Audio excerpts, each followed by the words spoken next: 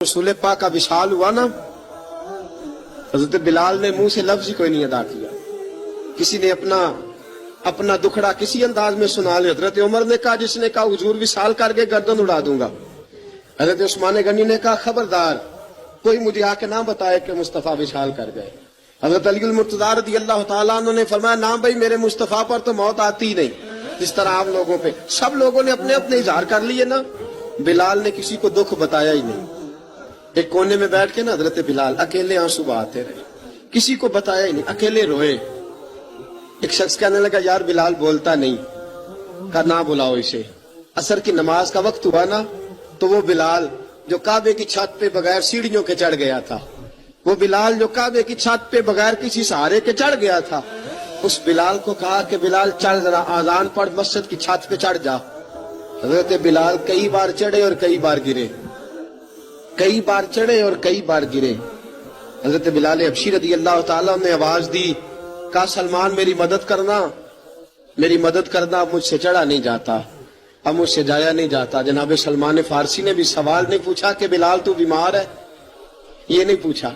हजरत बिलाल को दो चार सहाबा ने उठाया, छत पे पहुंचाया। बिलाल ने अजान शुरू की।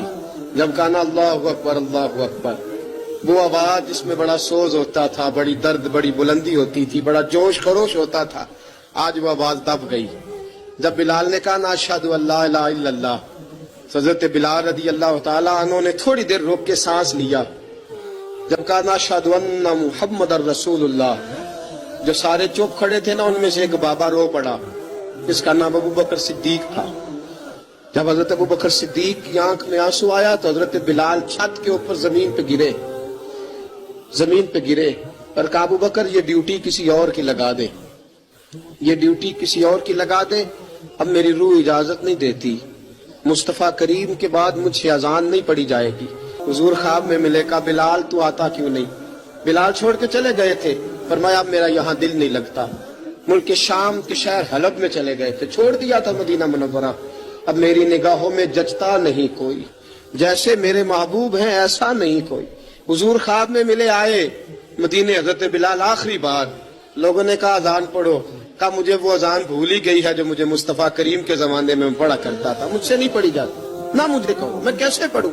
इमाम हसन और हुसैन ने आके दामन थामा ना, तो कहा, बेटा मैं तुम्हारी नानी का भी नौकर रहा हूं, मैं तुम्हारी माँ की चक्की भी पीसता रहा हूं, मुझसे कोई फरमाइश ना कर डालना, मैंने नौकरी की है और मुझे अगर अल्लाह ने तौफीक दी तो मैं तुम्हारे बच्चों के पैर भी धोया करूंगा। लेकिन इमाम हसन रज़ी अल्लाह तआला ने फरमाया, बिलाल एक बार तो अजान सुनानी पड़ेगी। सुनाई बिलाल ने अजान। कोई घर मदीने में ऐसा नहीं था जहां से रोने की आवाज ना आई हो।